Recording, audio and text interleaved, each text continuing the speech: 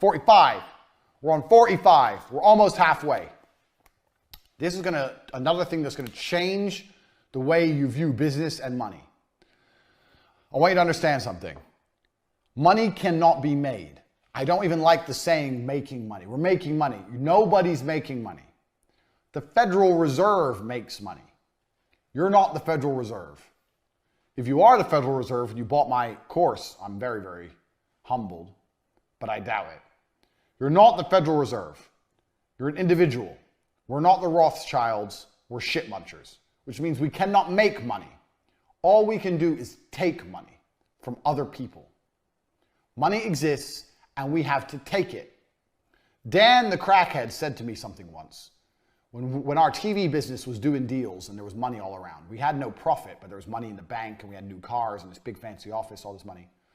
I said, how the fuck did this happen? This is crazy. I'm 20, I've got this advertising agency. He said, money's like water and water is always moving. So you have an ocean and the sun evaporates the water, goes into a cloud, and the cloud moves and then it rains. And then it goes in a river, and it goes to a pond, and then it evaporates again from the sun. Water never stays still. The cycle of precipitation. Some geography for you. And he said, money is like water, it's always moving, and if you stand in the right place at the right time, you're going to get wet. And that's absolutely true. So money cannot be made. It can only be taken from someone else. You stand in the right place at the right time, where money's moving, you're going to take it. 99% of people are middlemen. Most people are middlemen. Everyone's a middleman to some degree. Loads of companies exist out there that are just simply middlemen. All they do is there's something, this is a product, this person wants the product, they're in the middle, they make money.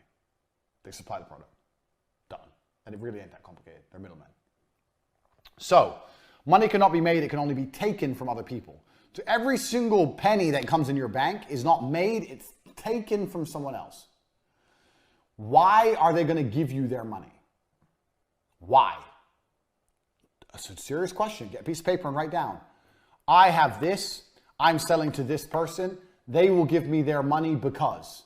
And you should be able to name a bunch of reasons. And if you can't, you have a problem. Don't be thinking about making money. You're not making money, you are taking money. And because you are taking it, you have to convince it from others. That'll change the way you approach your marketing, change the way you view money, change the way you approach your business. Because that's the reality of what's happening. You're not making shit. You're taking shit. It's very, very different. You're convincing it, prying it from them. Precipitation cycle for bonus. Next. Don't make anyone irreplaceable. This is a very simple one, but I've seen it happen time and time again. You're a guy, you're busy, you get an assistant, your assistant is exceptionally good, your assistant knows all the passwords and shit you don't know because you're busy and you're in a rush. You know the end of the story. Don't make anyone irreplaceable. I wrote this down because I've seen 2 people lose their companies because they lost either their top salesman or an assistant. So if your top salesman's floating your company, he's irreplaceable. You need to fix that quickly. So with T2, we had one salesman who was better than all the rest. His name was Gerdip, who was really, really good. And we didn't make him irreplaceable. And when he left, we really suffered. What I should have done is go to Gerdip and say, you know what, bro, you're really, really good. You're amazing, da, da, da, da. Do you mind on Fridays, if every Friday morning you give a speech or you teach the guys the pitch or what you're saying on the phone, and then you can have Friday afternoon off. I'll give you a day off a week, or I'll give you some extra money, or we'll go out for lunch, or I'll give you a company car, anything. If you can teach, if you don't mind, in fact, you probably would have done it for free because people like the ego thing, the promotion of telling others what to do. How about every Friday you can teach the guys and we can go through the script and they can learn from you? To make the others get up to par so he's less irreplaceable. Take what he knows. Never make anybody irreplaceable. If you see or identify someone as irreplaceable, or you look at your company and go, I couldn't survive without this person, then you're in trouble. You should always have a company and you should work with people and it should be fantastic, but you should know if any of them leave, you can find someone else at all times. Next, another basic sales tactic. Tell people they can't have things. You already should know this if you've sold anything before, but you should know. Tell people they can't have things. All the time I tell people they can't have things. If you tell people they can't have things, they want things. This is the reality of the world. So let's say someone calls you to buy, let's say you sell flux capacitors. I'm going to draw a flux capacitor.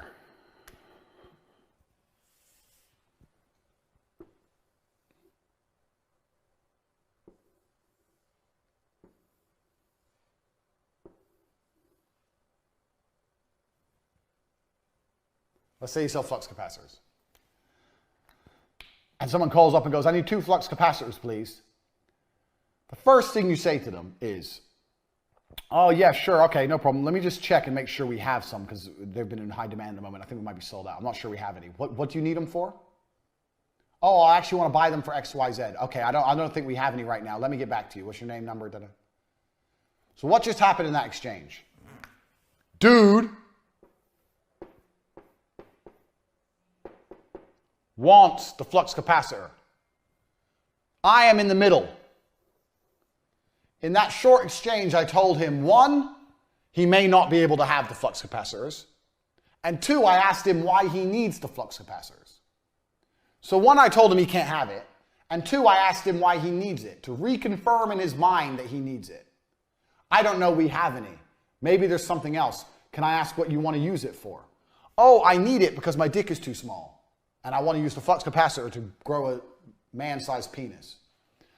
That's fine. I don't think we have any. So he's reconfirmed his need, and I've told him he can't have it. Takeaway. His desire for the flux capacitor is higher now than it was before. He wants it more than ever. So this is obviously one example of how this can be done, but you apply this basic principle. Get them to confirm what they need. Tell them they cannot have it. You cannot have what you want. You cannot have it. You're not allowed it. When I eventually call him back and go, okay, how many did you need? 2. All right, I can get hold of 2 for you, but it's going to be difficult. Are you looking to purchase right away? Oh, well, I was thinking next week. Okay, well, I don't know if we're going to even have any then, so bye. Are you looking to purchase right away? Yeah, I am. If you ask someone, are you looking to purchase right away, and they say yes, it's done. Deal's done. They ain't going to fuck around giving you credit card details. They've already said yes. They're looking to purchase right away. Bang, done. This is sales. You've managed to fulfill his need. Buy it now. Tell people they cannot have things. Now, a lot of people do this online with the simple running out of time, this book won't be allowed around forever, blah, blah. But that's shit because an ebook is around forever. So everyone knows you're just doing it because it's garbage.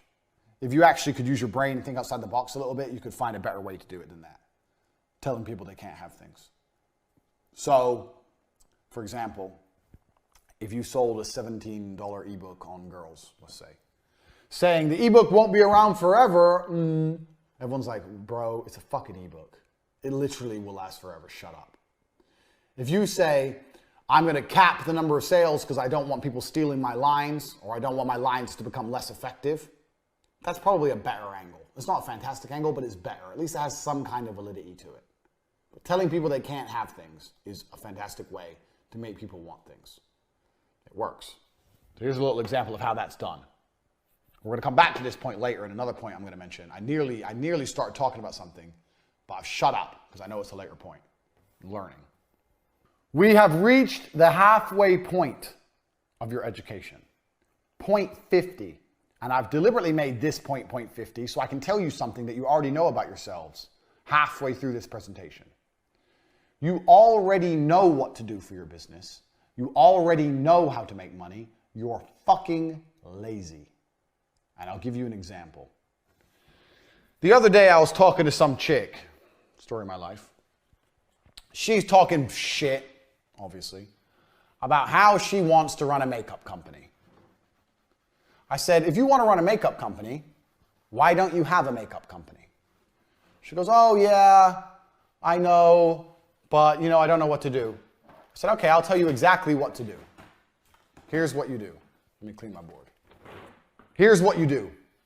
Go to Alibaba.com, get some samples of makeup, find one you like, put a new sticker on it, make a website, sell it on your website, get YouTubers who talk about makeup to talk about your makeup brand, sell makeup. Done. You own a makeup company. She goes, that's a good idea, actually. I go, yeah, it is. A week later, I said, how much makeup you sold? She goes, what do you mean? It's like, I told you how to do an entire makeup brand from start to finish. I told you to do an entire company. How much have you sold? She goes, oh, well, she did nothing. 7 days, she did nothing. I told her how to run a whole company. You wanted to run a makeup brand. I just told you how to do it. Didn't do it. A lot of you are out there already sitting on ideas. And guess why you're not doing them? Because you're fucking lazy. You know how to do it, but you won't do it. You already know what you should do. You already know how to do it, but you're not doing it because you're fucking lazy. You already have the idea. Go. Stop waiting. Number one, speed is everything. What are you waiting for? If you would have started the idea a week ago, it would be ready by now. You're fucking around. A lot of people out there with business already know what to do. They just are lazy and they don't get it done. If you're waiting, hoping you need some kind of investment or you're waiting for something, you should have learned enough in the first half of this Hustlers University that you don't need investment. You can get the money coming in without investment. We've already discussed that. There's nothing to wait for. I hear it all the time, man. People don't realize how often they do it. I hear people say, oh, I've got this idea for a course, let's say. Cool. A month later, yeah, I'm working on my idea. A month? Do you have any idea what I could achieve in a month? A fucking month? If I have an idea, it's ready same day. I had this idea. When did I have this idea for this? We're halfway through filming. We made the advert. We made the website. We start getting enrollment. I had this idea 34 hours ago, maybe. Like, fucking let's get going. You know what to do. You're all slow and you're all lazy. That's the reality. That's point 50. You need to accept that about yourself and accept that if you really had the tenacity that you desire, if you really have the tenacity to get what you desire, if you're really like me, a go-getter, a warrior, you'd already be doing shit. Too much waiting, too much talking, not enough fucking action. I managed to get you here watching this program, and I got paid to do so, and I had this idea 32 hours ago when I was yelling at someone not to go to university. I move quick. That's why I'm rich and you're not. Miss Makeup Bimbo is what 99% of people are when it comes to business. They have an idea, and even if you tell them exactly how to do it, they don't do anything. They fucking sit around waiting for a makeup brand to fall out the sky and land on their face. Garbage. 51. Welcome to the second half of the Hustlers University.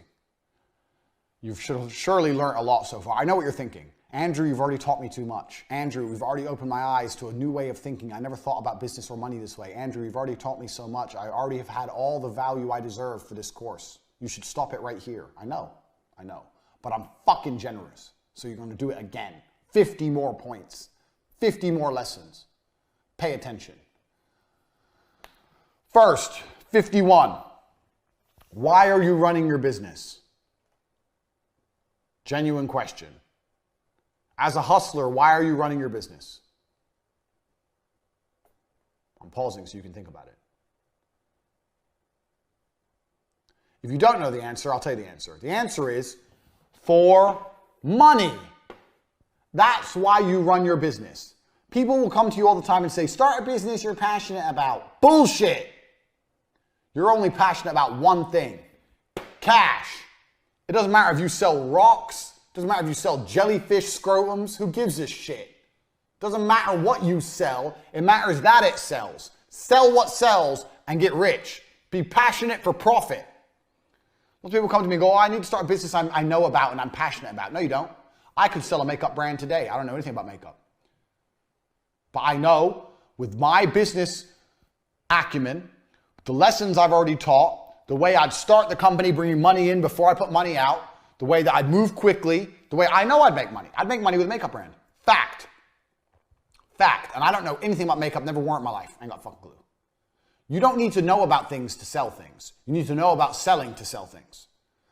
The idea that you need to be passionate about the business to make money from it is complete airy-fairy bullshit that idiots say. You are passionate only about what's making you money.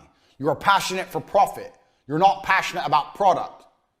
So if you can make money selling concrete, let me tell you something. There's some Chinese billionaire out there, B, not M, B, who's selling rocks and concrete and making billions. Do you think he's passionate about concrete? Do you think he's fucking making love to concrete, kissing it late at night, hugging it in bed? Think he's got a fucking concrete doll and he's made a little hole for his dick? No, he doesn't give a fuck about concrete. He gives a fuck about money. As should you. Drop that I need to be passionate garbage. Passionate for profit only. 52. This is specifically for you social media marketers. War is profitable, but not always. So I get this a lot. I see a lot of people who have digital products constantly in battles with other people in the space trying to get attention through war to try and sell products.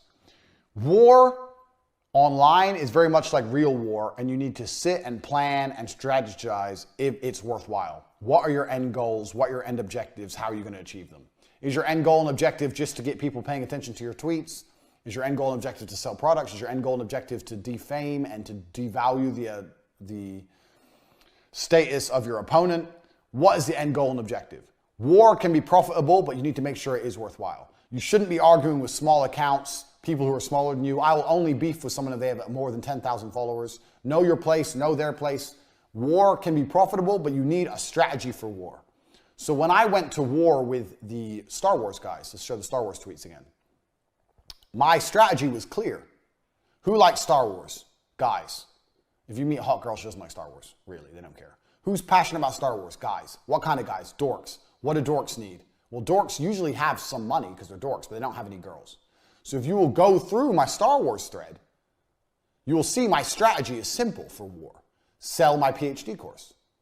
Sell the ability to get girls. Show lots of girls. Sell the ability to how to obtain females. That was my strategy for that battle. And it worked fantastically well. That weekend, I sold a lot of PhD courses. I think I did like 15,000 or something. All basically off the fact that I said Star Wars was bullshit. I had a clear objective for my battle. Most people will go viral or they'll go battle and they haven't got a clear objective. They don't know what they're trying to do. I knew exactly what I was trying to do. Poke the geeks, annoy the nerds, and then off the back of it, be humorous enough for them to entertain the idea of learning from me how to get girls. That made me money. War needs strategy. So if you're going to go to war in any way, either in the physical world or the internet reality, you need to be prepared. And you're not prepared without strategy. So war is only profitable if you have a strategy. Have a clear end goal, have a clear objective. Don't end up like America, stuck in the Middle East in forever, endless, pointless, nothing wars. That's what most people online are doing, constantly jabbing at each other for no reason. It's pathetic. I don't go to war often. And if I go to war, it's going to pay me. I don't lose money to go to war. War is profitable, but only if you do it right. Keep that in mind. 53. Another thing that sells. We already talked about predicting the future and preempting the future. Presume the sale by talking about the future. Do you know what else makes people buy things? FOMO. Fear of missing out. I know you know this already. You're thinking, Tate, I already know that. How do you instill FOMO?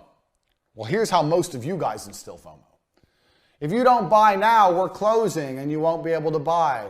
No one cares because we know that that's a lie and we know that you're just closing it artificially to try and make some artificial deadline. So no one cares. How do I instill FOMO? I talk about how many other people have already bought it. All these people over here know what I know. You don't know shit. Talk about other people buying your product and it will make people want to buy your product because they'll feel like they missed out. So with television advertising, I used to do this all the time. Constantly talk about other campaigns or other clients I had. Not in a braggy way. Just in a, when I'm doing business with this, or I did this campaign for this, or this actually a very busy time of year for us right now. We have 15 people sign up in the last 2 weeks. We're really busy. Lots of people are doing this. Everyone's involved. People are doing this. People are doing this. People are doing this. Oh, I don't want to miss out if everyone else is doing it. Everyone else thought it was a good idea. Well, why don't I think it's a good idea? Well, I don't like this and that, but everyone else likes it. So, okay. Even successful people are herd mentality. Even very successful people are sheep.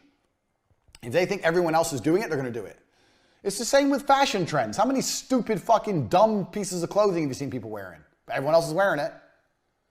People need to know that lots of other people are buying. You need to find a way to make that clear. Lots of people are buying. Lots of people are doing this. You're the one who's not doing it. So with this university, I told the truth. I've been very, very impressed with how many signups I've had. I've not lied. I didn't need to because I've had lots of signups. But lots of people are learning all of my secrets to making money. You don't know. That person has FOMO now. I don't need to say I'm closing the uni. I need to say, look, these fuckers know a whole bunch of stuff you don't know. I did this all the time with advertising. It was fantastic with advertising. This is a really busy time of year for us. I used to say this, you know what, any time of year. January, February, March, April, May, June, July, August, September, October, November. Didn't matter. Do you know what I used to say? I say this is a really busy time of year for us because people are gearing up for Christmas. They'd be like, Christmas? It's March. I'm like, yeah, exactly. People are preparing already for the Christmas rush. It's March. So now they're sitting there going, it's March. We haven't even thought about Christmas yet. All these other businesses are thinking about Christmas. They're thinking about doing adverts at Christmas. It's March. We haven't even thought about Christmas. Yeah. Oh, yo, shit. Oh, shit. Christmas. Shit. I used to say that any time of year. December 1st or January 1st. I used to say January 1st. I used to say, when I used to go to meetings, I say, you know what's funny about January? They say, what? I say, we sign up most of our Christmas advertising this month. They go, really? I go, yeah, we're preparing for Christmas in January. After Christmas, everyone's made a lot of money with TV advertising. People have made a lot of money in the campaigns we've already run. So now they're already preparing for the next campaigns at Christmas. So we're actually gearing up for Christmas right now. People be sitting there going, oh, maybe I need to do a campaign at Christmas. Other people are doing things. You're not doing anything. You are lazy. You are slow. Other people are ahead of you. Quickly, get on the train. The train's leaving. Quickly, get on. Quickly, pay the invoice. Yep, thanks. That's how you do it. I used to do it all the time with advertising. Talk about other people buying. It sells. Always talk about other people buying. Super important because it sells. Because one, instills some confidence in them that you're a real person, a real company. Two, it allows their thinking to be checked. Well, I think it's a good idea, and all these other people think it's a good idea, so it must be a good idea. So on my website, you'll notice on CobraTake.com, I have something called social proof. I pay money to have that thing in the bottom that tells people every time someone buys from my website. So when you go on my website, you see other people are learning. You're not learning, but other people are. FOMO, super important. You can apply this to nearly any other company, any other business. Other people need to buy. Super important. 54, chaos and opportunity. I once got told that chaos and opportunity are the same word in Japanese. I don't know if that's true, but I'm going to say it. Chaos and opportunity are the same word in Japanese. In other words, every cloud has a silver lining.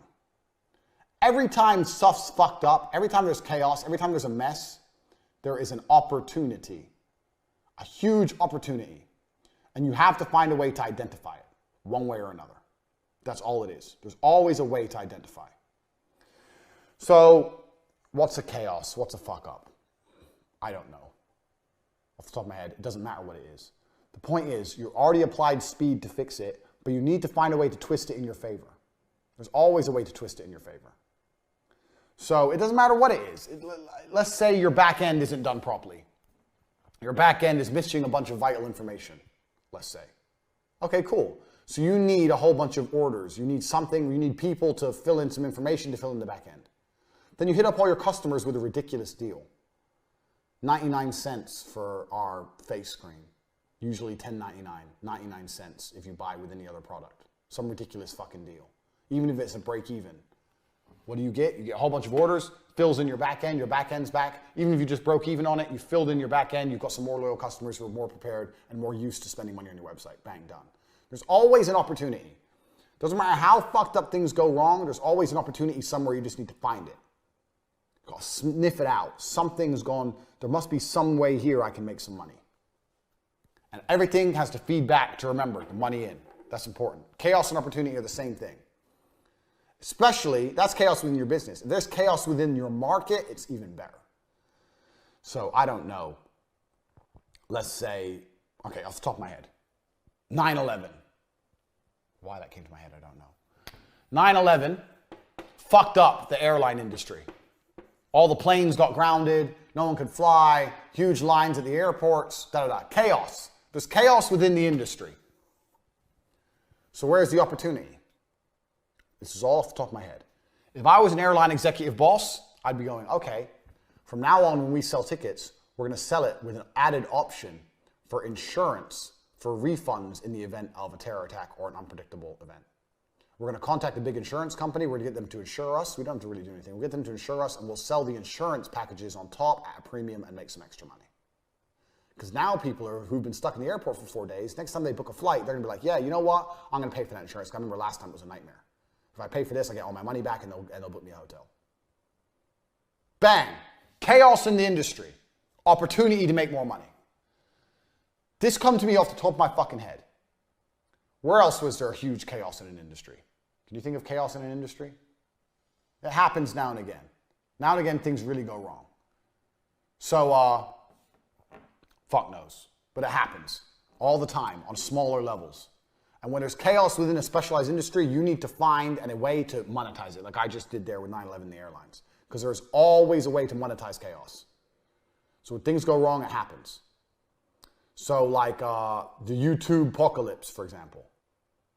Everything went super, super wrong with all the YouTubers were making loads and loads of money off advertising, and then the apocalypse happened, they weren't making money off advertising anymore. So let's say that I'm a YouTuber and I see this has happened, there's huge chaos in the industry, no one's making money off advertising anymore. Do you know what you do? Well, I'd go, okay, well that means I need to sell merchandise.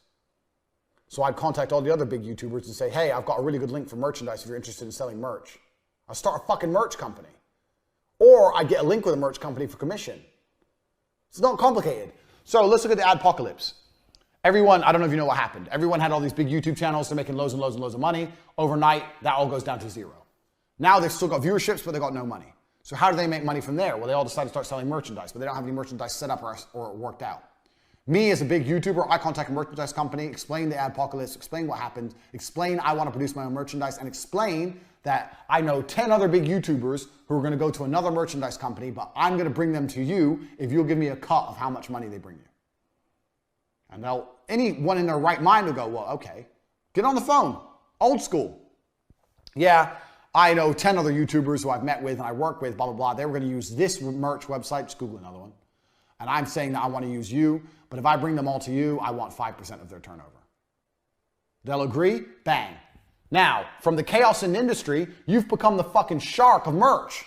Now you're making money off all of their YouTube channels with one phone call by just being a G. Now every time Jackass 1 and Jackass 2 sells a hat, you get paid. Before, you didn't get none of their money. You just knew them. Now all you have to do is call them up and say, bro, Adpocalypse is bullshit, but I know a fucking awesome company that's going to sell us merch, and we're going to sell merch and make money. Bang!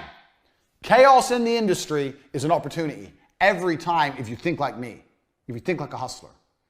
This is setting up a company, a revenue stream. It costs you nothing.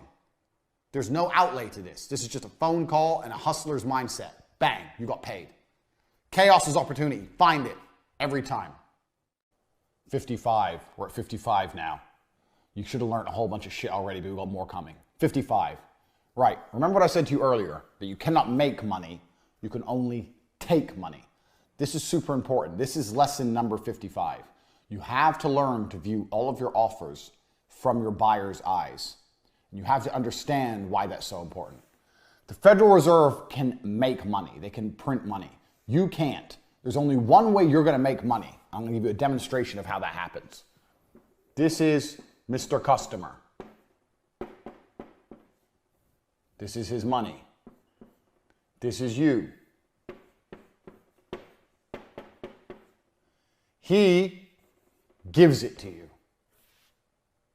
Beautiful. Very complicated, I know. That is how you make money. You don't print money. You don't generate money. You make money because people decide to give it to you. So, you have to learn how to view your offer very, very specifically from your buyer's eyes. This is point number 55. So your offer is whatever. I am the best surgeon, masseuse, who the fuck knows, blah, blah, blah. You're thinking of it from your point of view. Oh, I see this all the time with people. Oh, but people are going to come do business with us because our oil is the best. Our massage oil is the best. Does he know anything about massage oil? Does he even give a fuck? Has he tried bad massage oil? Does he know the difference? Has he felt the difference between good and bad massage oil? Like you think, I see this all the time with people. They think nitpicking tiny little details is going to make them money. I took massage completely at random, but let's use this as an example. You have a massage company. That's supposed to say massage. You think, oh, we use the best massage oil, that's why we're the most expensive and people are going to come to us. If you actually, instead of being a fucking dork, like most people who run their businesses are, you're a geek and you're a massage oil geek. It doesn't matter if you're a programmer geek or a mechanic geek or whatever your business is, a drop shipping geek, anything. It doesn't matter. you'd understand that from the buyer's perspective, they don't give a fuck about massage oil. They don't know the difference in different kinds of massage oil. And they don't even know the benefit of using a good massage oil. They've never used a bad massage oil. They don't know how bad a bad massage oil is. To them, oil's oil. So you're not viewing the things. You're not viewing the offer from the eyes of the consumer. You're viewing the offer from the eyes of you, a knowledgeable nerd. Most consumers are not knowledgeable, especially on what you're trying to sell them. They don't know anything. You have to view it from their eyes. If you viewed it from their eyes, you'd understand they don't give a fuck about massage oil. So then your choices are as follows. Either you educate them on massage oil, you incorporate that into your advertising and teach them and explain to them why it's better, or you fuck it off and get something cheaper and save money. Those are the two genuine options. Always look from your buyer's eyes. Why is your buyer going to give you money? And do this intricately, like do it down to the tiny details. Doesn't matter, we'll go back to a coffee shop. Why are they going to come get coffee with me? Because my chairs are comfortable, because my building looks warm. I use those the same lights we have in here, Edison bulbs, to make it look warm. My staff, I've got a couple cute girls there. My cups are cool. I got colored cups. It doesn't matter. You need to think of everything. Why would someone walk past my coffee shop and go, yeah, I actually do want coffee? You have to think on it at that level. For every single product you sell, why you and not someone else? Because there's always someone else selling. So you're viewing yourself from the buyer's eyes. While you're doing that, you can view your competition from the buyer's eyes. So if you do it in this example, this is the competition. He uses cheap massage oil, but he's cheaper than you. So from the buyer's eyes, he's like, okay, masseuse, he's 20 bucks cheaper. Massage is a massage. I'll just go with him first. They'll go with the cheap guy first, and unless it's absolutely awful, they're not likely to upgrade. Now, I've said many times, don't sell on price. So I'm not saying you should try and outprice your competition. My point is, if he is viewing two of you and the only difference he can identify is the cost, why would he buy the most expensive one? So you need to understand here, okay, I have an important job. My job, now it looks like a dick. So you're a dick. You're a dick. My job here is to identify my USP, which is the expensive massage oil, and educate my consumers as to why they should use it. So every time someone calls you on any poster, anything like that, you need to be saying guaranteed no skin irritation, or guaranteed best results for acne. I don't fucking know. Best results for eczema, whatever. Anything to make people go, oh, why is that guaranteed what? And you can explain to them, oh, we actually use this kind of oil. Other people use cheap oil from China. We don't use that. We use oil which is hand pressed by beautiful virgins in the Italian mountains. Blah, blah, blah, blah. View yourself from your buyer's eyes. Otherwise, you end up like this, a dick. And think about that seriously. You can do this on so many levels. So it doesn't matter what product you have, doesn't matter what you're selling. View yourself from the buyer. Identify why they're going to do business with you above someone else. And never assume the buyer has knowledge. This happens all the time when people go, oh, but actually my company does this and my company does that. And I sit there and I go, yeah, but no one knows that. And no one cares. You think that matters. It doesn't matter. You think that matters. It doesn't matter at all. You need to educate the buyer why that matters. Otherwise, they don't give a fuck. View yourself from the buyer's eyes. Do not view yourself from your own knowledgeable eyes. And this feeds perfectly into lesson number 56.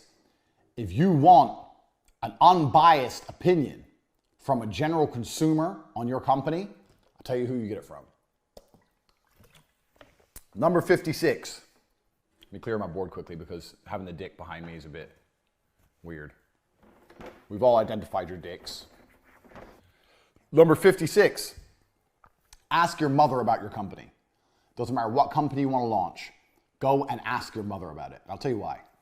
Your mother is going to be very indicative of a typical consumer. She isn't going to know a lot about what you're trying to do. She isn't going to know a lot about technical stuff. She isn't really going to understand a lot of the things you say. I'm talking about my mother anyway. My mother's an idiot.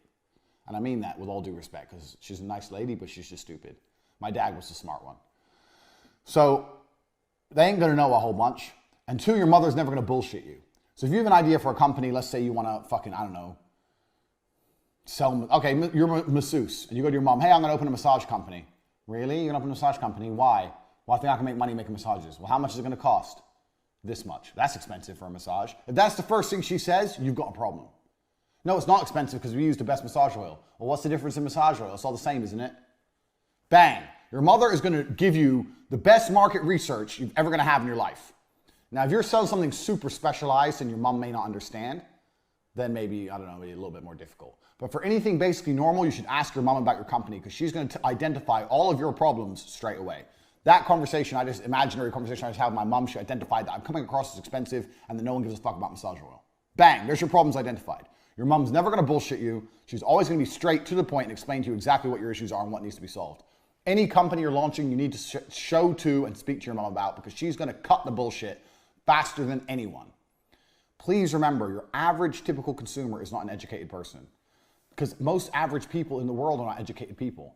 They don't have much knowledge of anything and they certainly don't have knowledge of your particular subject and they don't have specialist knowledge of your subject. I don't know about you. I mean, I'm a professional fighter. I've been getting massages where I've been training hard for many, many years. When I walk into a massage parlor and they say, do you want sports massage, Swedish massage, this massage, that massage? I still don't know the difference. I don't know. They're all the same, aren't they? I don't know. Oh, I just go, okay, this one. So I don't even know about massages. And I've probably had more massages than most people. And this is my point exactly. Your consumer is not educated. So you need to educate them and then make them understand why you're charging more. Or you need to remove that barrier. So when I just gave that conversation with the mom there, with the massage oil, she's already identified as expensive. She's identified no one gives a shit about massage oil. Your mom is going to tell you what ideas are good and what aren't, and she's never ever going to bullshit you. But you know why? Because your mother wants you to be successful. Your mother does not want you wasting your time on some company that's never going to pay you. Your mother wants you to do well. So any idea you have, go to your mom and say, what do you think of this company? See what she says. And then if she sits there and she says only good things, say, well, would you buy from me? No, because I don't want that. Why don't you want it? Well, I don't know. I don't. Start writing down all the reasons she wouldn't buy from you. Why doesn't she want it? Why wouldn't she buy from you? Work out how to overcome all of these things. You're going to get a whole bunch of information. So you're speaking to your mom, ask her. Have a general conversation about the company, and then ask her why she would or wouldn't buy from you, and make sure you write that information down. If she says, I would buy from you because X, Y, Z, good. Those are your points you need to press home in all your advertising. So she wouldn't buy from you because of X, Y, Z. You need to go, okay, how do I solve? How do I overcome these? Why wouldn't you buy a massage from me, Mom? I don't have time. Oh, we have mobile masseuses, though. We come around, we'll come to your house if you haven't got time. Oh, yeah, but, well, how do I book it? We'll put a flyer through your door, and you can just book by text message. Okay, like anything to overcome. Find out what her problems are and overcome them. So you have to speak to your mom about every single company. This is super important because it's the best market research you're going to get. If you can do your market research in advance before you launch your company, that's less time you're going to spend fucking up and more time you're going to spend making money. So every single company I launch, I speak to my mom about it. So even when I launched my PhD course, I said to my mom, I'm going to launch a course telling guys how to get girls. And she said, oh, don't make more men like you out there. That's what she said. I was like, what do you mean like me? She goes, oh, well, the way you are with women. And I sat there and I thought, okay, bang, I know this is going to work. Because even my mom knows I'm pimping hoes. Even my mom knows. She's seen so many chicks coming out the door. Even my mom's like, all right, I don't know what kind of son I've raised, but he's tearing through these chicks dangerously. So with the PhD course, I knew it would be a fantastic idea. Because even my mom was saying to me, look, you're going to make some dangerous men out there. So every single business I've ever run by my mom, all of them. And sometimes she said some pretty smart shit. There's a level, you know what? There is a level of intelligence which comes from absolute stupidity. So like smart and stupid is a circle. So you have smart at the top and you have stupid at the bottom. And you have this circle. And let's say this is the smart side and this is the stupid side. So it's in half. This is stupid. I know this is written bad. And this is smart. But sometimes you can get comments which are just on the edge, and mums are great at this.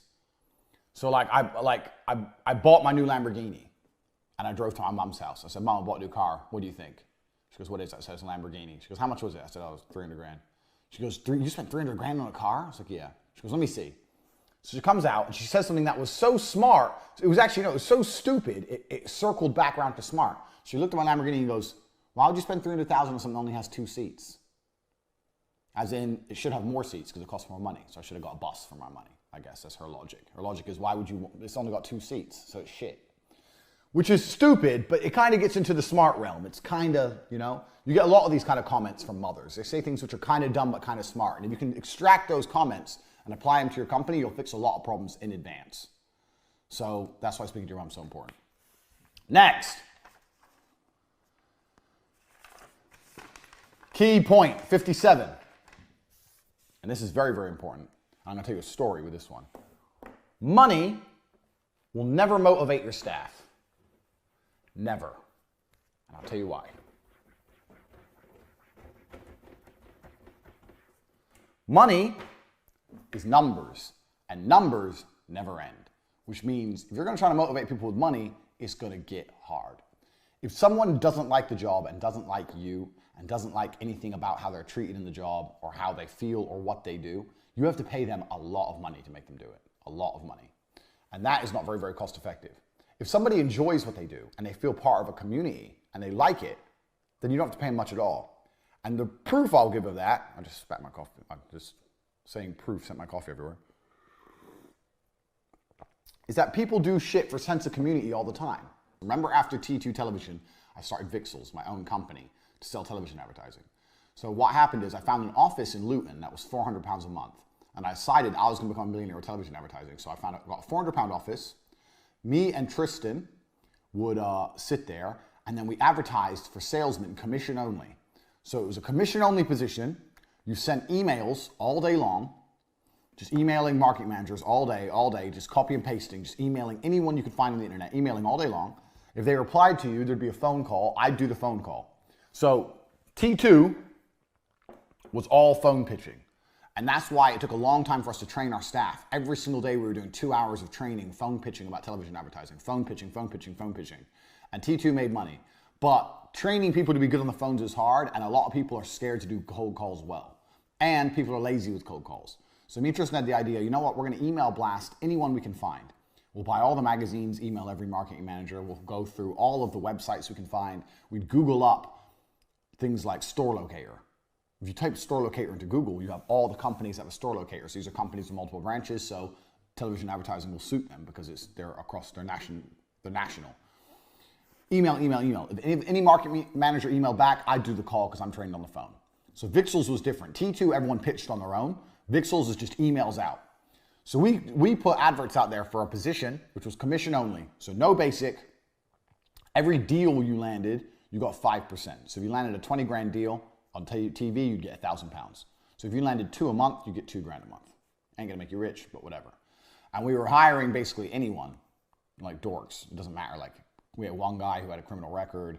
We had one dude who was just a bit of a weirdo, some fat guy. With some other guy who definitely drunk too much because he stunk of booze. But who cares? They're coming in, they're sending the emails. If someone emailed back, I'd call them. Over time, as people came and quit and didn't land any deals, we ended up with quite a good little team of 4 guys, plus me and Tristan. So 6 guys who were in this office. Now, these guys were working hard. They were emailing like machines because you can't get a machine to email because you got to go to the websites, find their email marketing manager's name. You can buy email marketing manager lists, but they never worked. Because it changes so often, it's bullshit. So we had to go and manually find and manually type it in and da-da-da. So these guys are emailing. Anyway, most of the guys I had there for the first solid month didn't make a fucking penny. I had free staff for a month. I had 4 guys plus me and Tristan, and they're working their asses off for free. How did I motivate them? Every day I'd come in, positive energy, come in full of energy. Guys, today's the day we're gonna make it, da-da-da. Oh, your guy emailed back. Oh, I'm calling him later. That's a deal. That's definitely a deal. I've been doing this a long time. Might take a few weeks, but that's gonna be a deal, da-da-da-da. And I'd order pizza. Every day I'd order pizza. We'd sit around, we'd eat our pizza in the office. I'd talk about the big dreams of how T2 was such a big company, how Vixels was gonna be bigger. I'd sell a dream, and they'd eat pizza, and everything was fine. So for a $10 pizza every day, I had 4 members of full-time staff. Now, none of these men were motivated by money. They were motivated by my energy, the dreams of the future.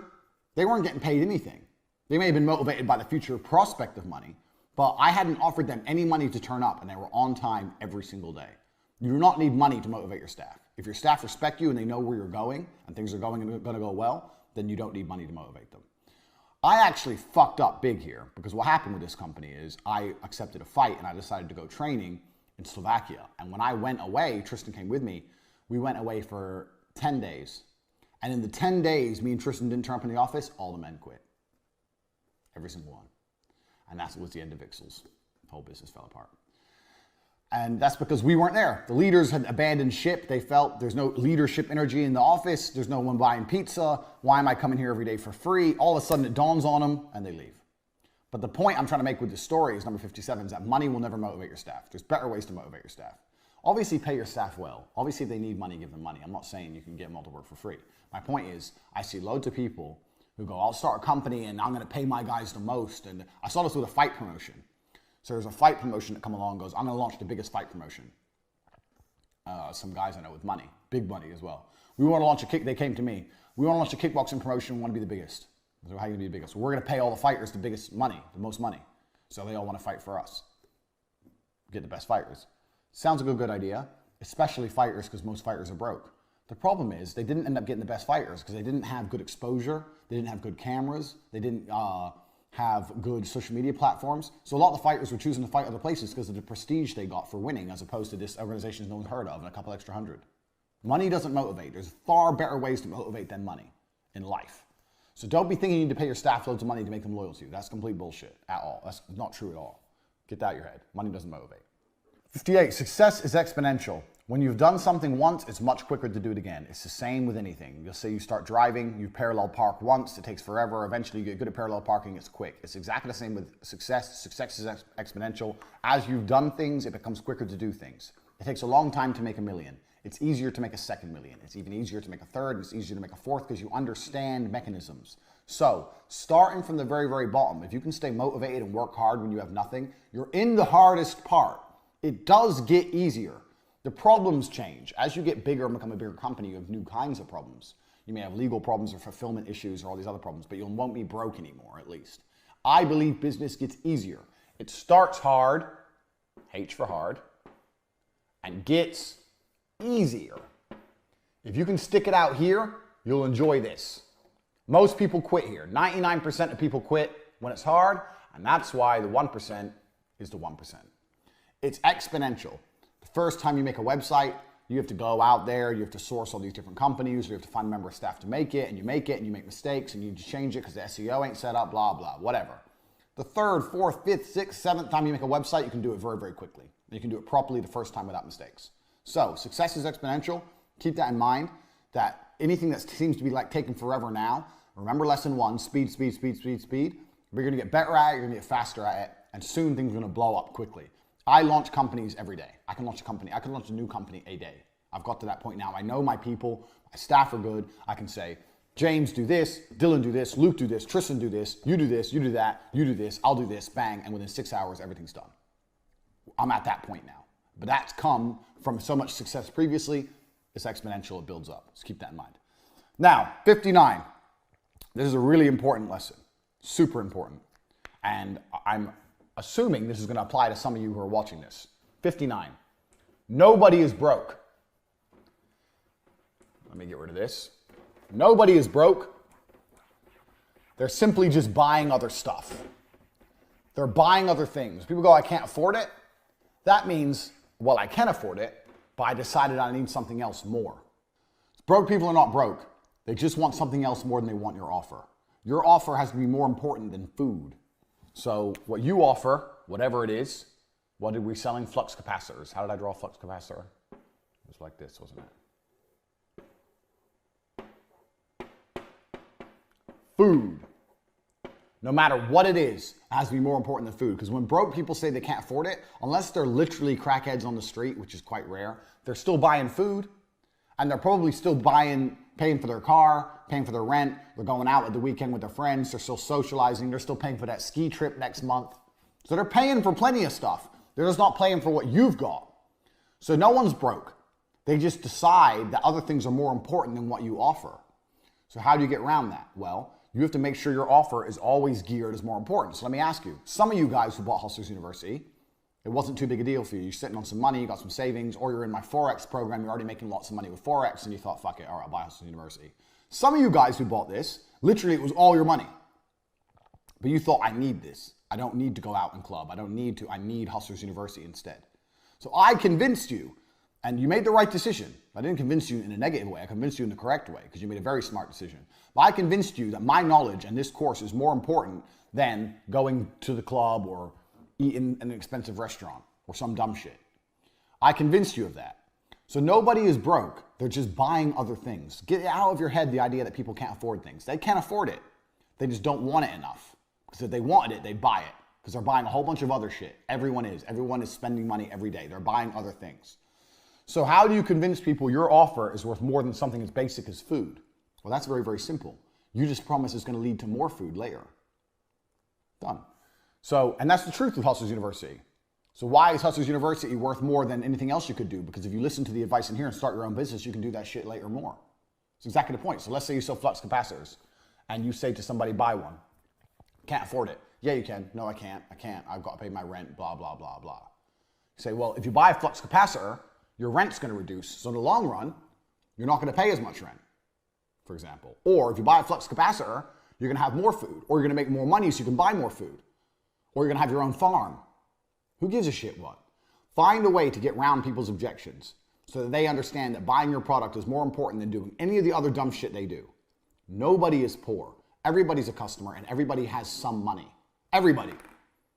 You have to get around it. So let's say you're selling, I don't know. There's a dude in the war room right now who's just launched his own company. He's selling gas and oil supplies. I don't know anything about gas and oil supplies. I also don't know how he sells. I don't know his particular selling tactic. However, I'm sure he makes it very, very clear to people when he tries to sell them a new pipe. You need this new pipe. That's my drawing of a pipe. It's a square.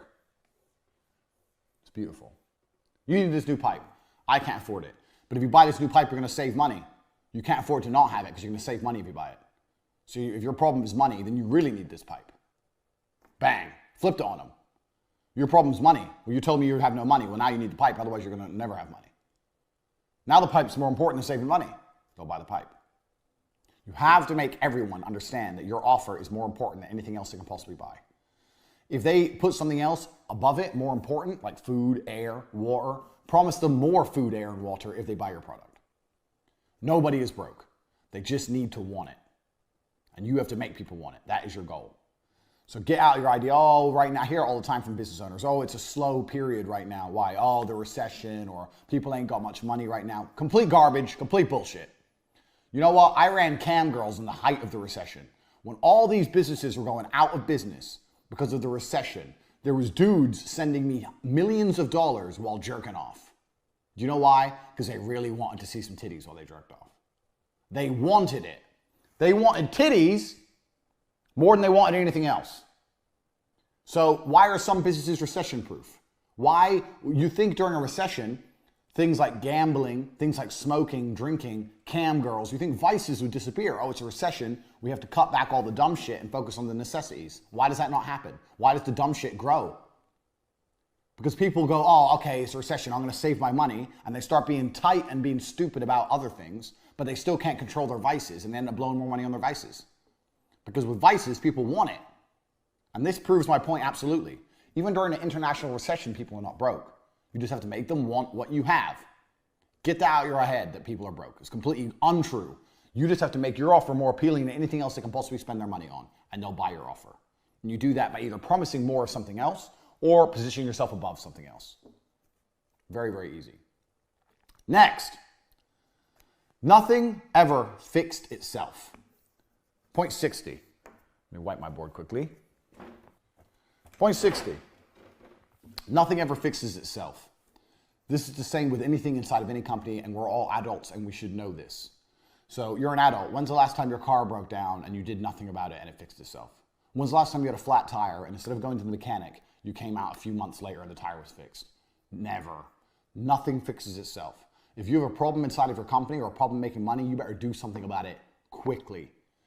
I see people come along and go, oh yeah, it's been a slow couple of months. I'm like, okay, so what have you been doing? Oh, well, it's been a slow couple of months. We're going to place some more adverts.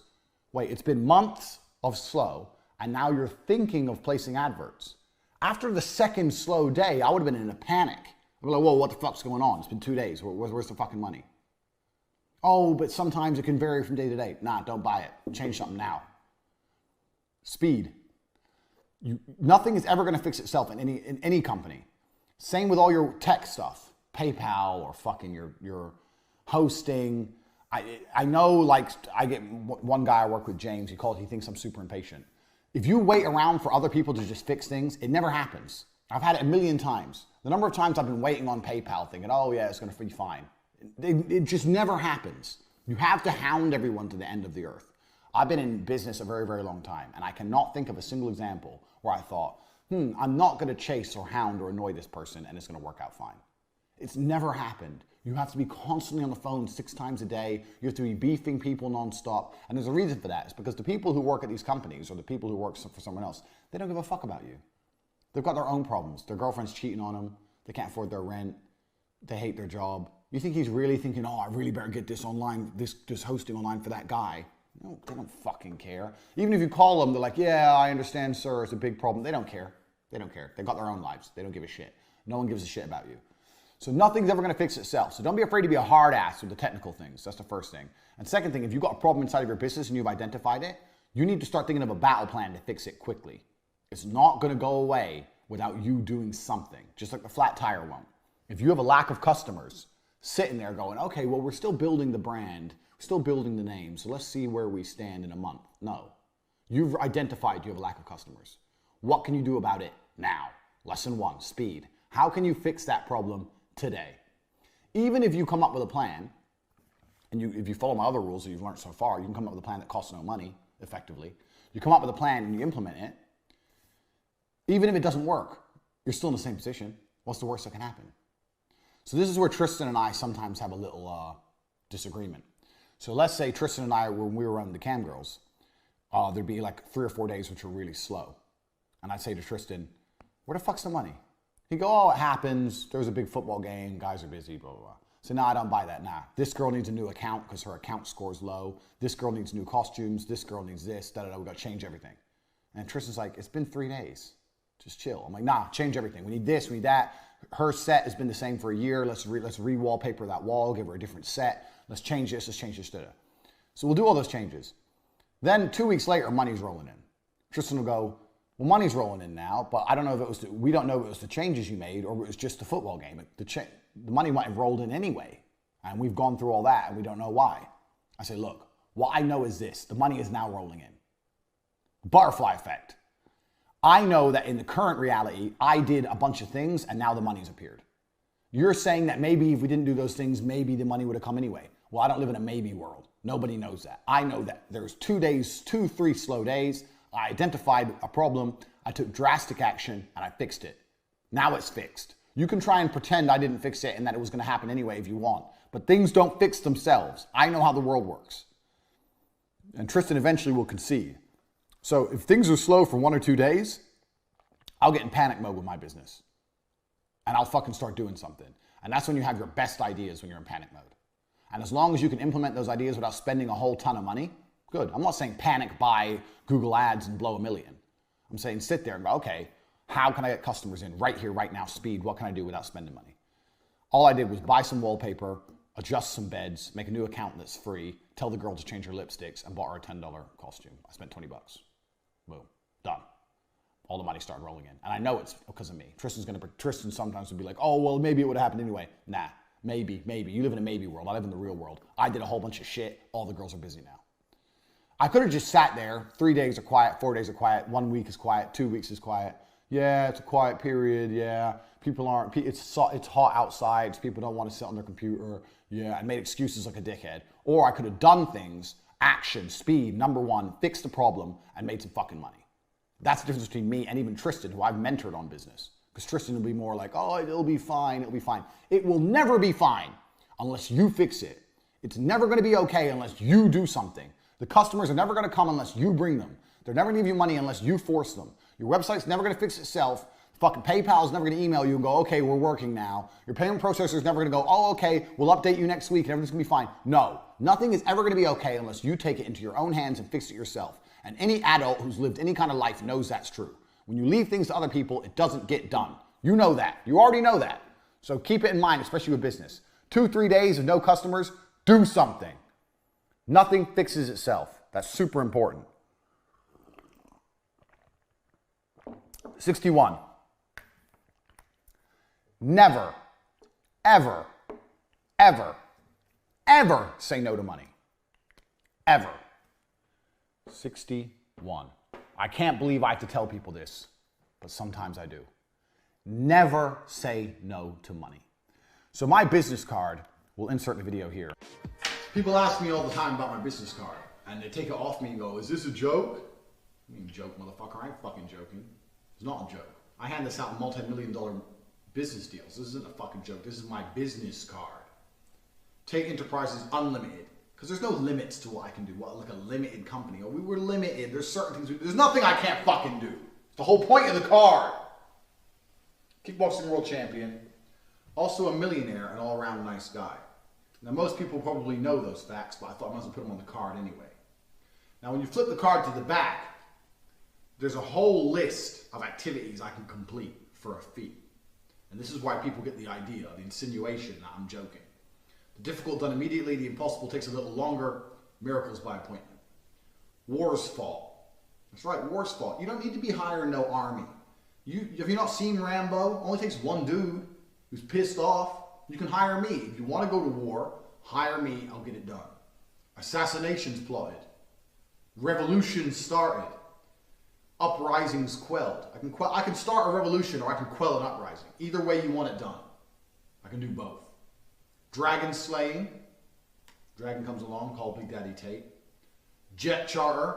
Ventriloquist. Sexual athlete. The list goes on and on. But the basis behind this card, the reason this card is important and it isn't a joke, is what I'm basically saying is, if you're prepared to pay me, I'm prepared to get it done. That's my basic business philosophy. Even if I don't know how to do it, that's not the problem. The problem is how much you're going to pay me. Someone comes along and goes, Andrew, I need you to build an oil rig in the most dangerous, rough seas where oil rigs can't be built. And I make up my price. I send them an invoice for $6.6 billion. If they pay my invoice, I'll find a way to get it done. Maybe I have to hire someone else, maybe I have to outsource it, whatever. But if you're prepared to pay me, there's no job I will not take if you're prepared to pay the fee. There's a dragon and no one can beat it and it's killing, it's destroying the whole city. Godzilla's here. Wire me the money, I'll get it done. It's my basic business philosophy. So I put some examples here which may seem a little bit extreme to you losers, but they're not extreme because they're proving a point.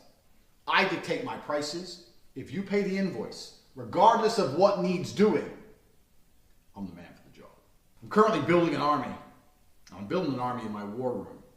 My war room is a dedicated group of like-minded individuals who are out here looking to get paid, looking to raise funds, looking to change their entire worldview. I've said in my other videos how important it is to only sit and talk about money. Well, in the war room, all we do is sit and talk about money and a few other things, but mainly money, besides the explicit pictures. But war room will be soon added to my new business cards which are coming. I'm going to have some new ones made, and they're going to be embossed with real gold, worth about $6 or $7 each card. Give them out to girls in the club, throw my money away, you know how it is.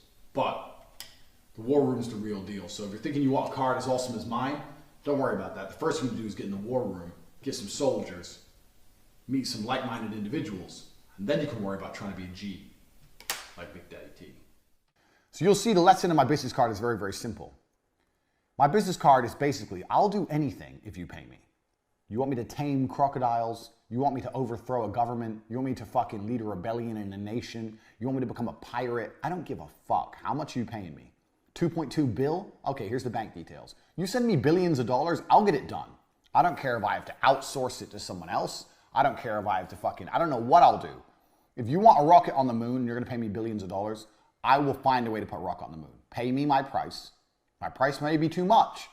I may be overpriced, but if you decide to pay me and I have to go speak to Elon afterwards at some billionaire's party and say, bro, I need a rocket on the moon. Here's $5 bill. But you paid me $6 bill. I'll get it done. And this is the point. Never say no to money. I see companies all the time saying no to money. You don't realize even you say no to money. Oh, we don't take Bitcoin. Why? We don't like it. It's still money. It's still some money.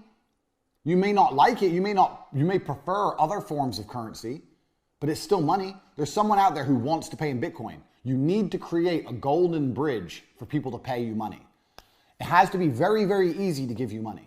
So if you want to buy any of my services, you can buy in any currency in the world. You can buy in Bitcoin. If you don't want to buy through the website, you can send me a direct bank transfer. If you want to come meet me in person and give me cash, I've done this for War Room members. Hey, I'm in Romania next week. Can I give you cash? No problem. We'll meet up and have a coffee. I will take your money any way you want to send it. If you want to give me Iraqi dinars, fine. Let me check the exchange rate. Bang, yeah, 18 million Iraqi dinars, please. If you want to give me Iraqi dinars, you want to give me gold bars. If you want to give me fucking laundry detergent, I don't give a fuck. If you have 2 trucks of laundry detergent worth $5,000 and you want to use that as payment, I'll take it. I may try and say, don't you have cash? No, I don't have cash. You got Bitcoin? No, I don't got Bitcoin. All I have is this detergent. Cool, bro, I'll take it. I will take your money. Never say no to money. Any way people want to give it to you, take it. Any way it's easiest for them, take it. This comes down to the whole legality thing. Remember what I said earlier? Get rich before you get legal. This is important. I know loads of guys who are like, oh, we can't take cash because it's against the rules. We can't take Bitcoin because the Federal Reserve and the tax. You're not rich yet, bro. You're not a multimillionaire. You need to take everything you can fucking get. Worry about that bullshit later. Fuck the rules. Dude wants to give you laundry detergent and a gold bar and fucking a pile of South Korean won. Who gives a shit? He's paying. Take it. Take the money. Always take the money any way they're prepared to pay. Any way they're prepared to pay. Such a fucking mistake people make.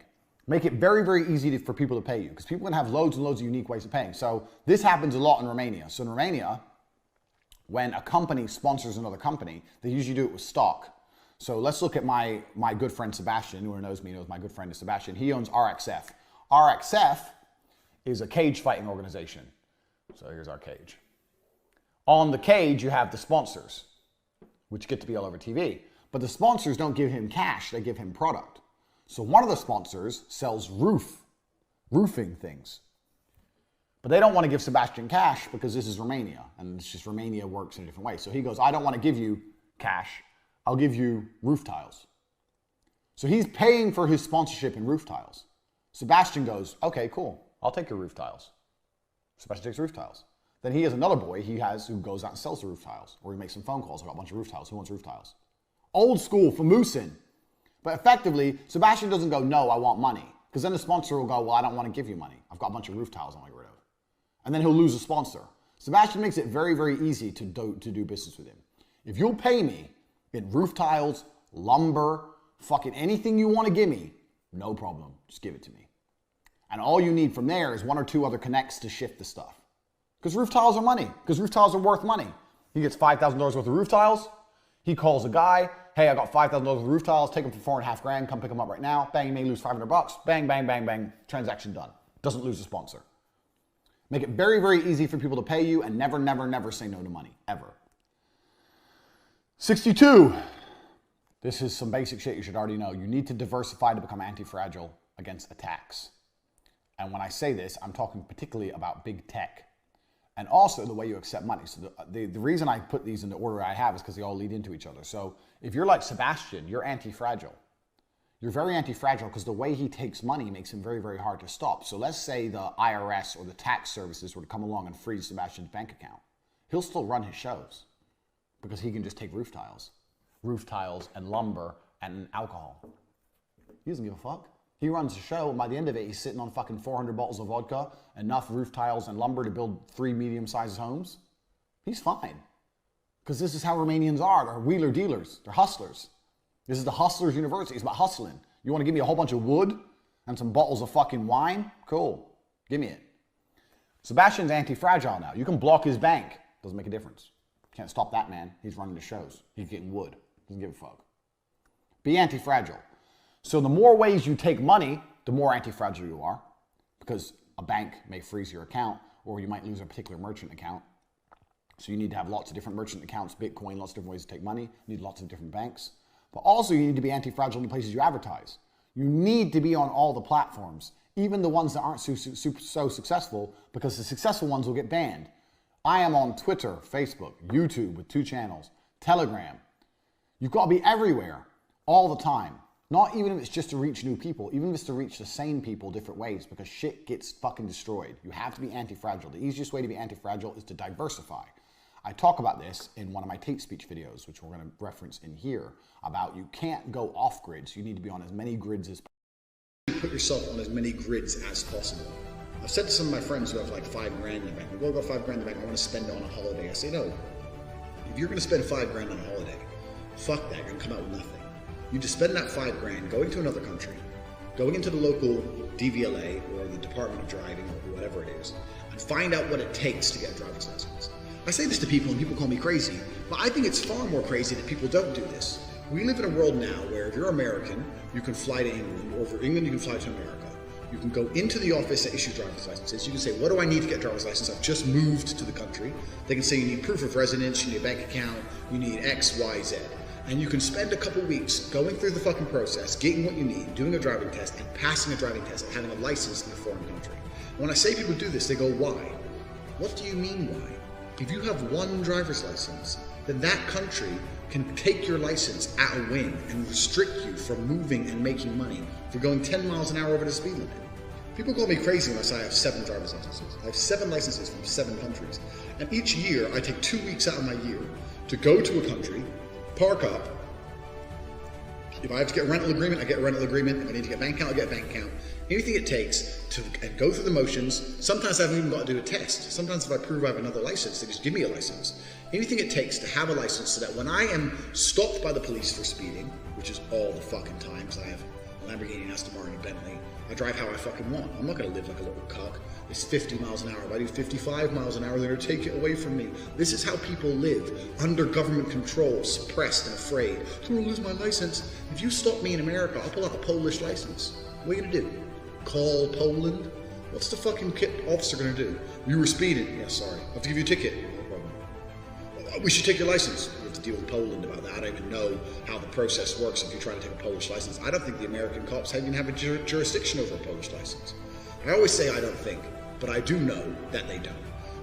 An American cop cannot take the license of another nation. They can't do anything. Every country I'm in, I just pull out different licenses. I get stopped for speeding 5 times a week. No one does shit because I have so many driver's licenses, and you guys should do the same thing.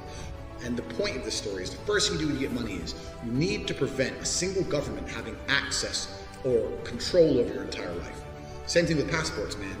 If I fuck up big time and England wants me in jail, I can fly on a Nigerian passport, or an American, or an English, or a Polish, or an Estonian. I have so many fucking passports.